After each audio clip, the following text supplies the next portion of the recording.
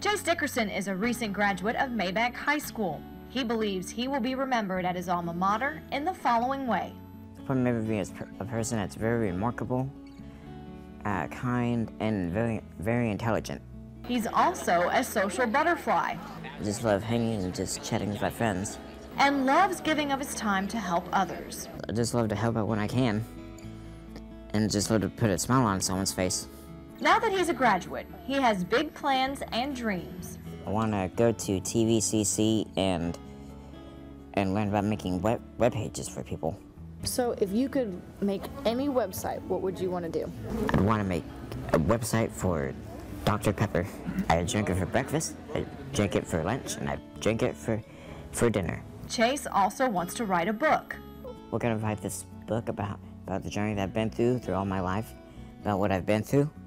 Well, we haven't really thought of a name yet, but so far the test name for it is Chase's Journey.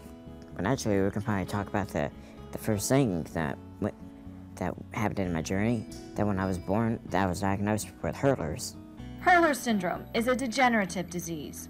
Those diagnosed with a condition usually don't make it past their 8th birthday, which is why graduation was an even bigger milestone for Chase. At the age of 2, Chase had a life-saving bone marrow transplant.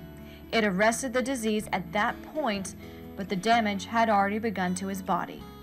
Not long after that, Chase became a patient at the Trinity Mother Frances Special Needs Clinic, which is funded by the Children's Miracle Network.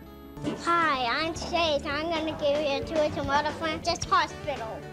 And that's where he met one of his favorite doctors, Dr. Rick Rogers. He's like a nice man. I feel like I can like just come to him about anything I need to talk to, and just like afterwards talking with him just makes me feel like a whole lot better. Like I got like 10 pounds off my back. Despite everything that Chase has gone through, his positive outlook and faith is inspirational. You know the Book of Job?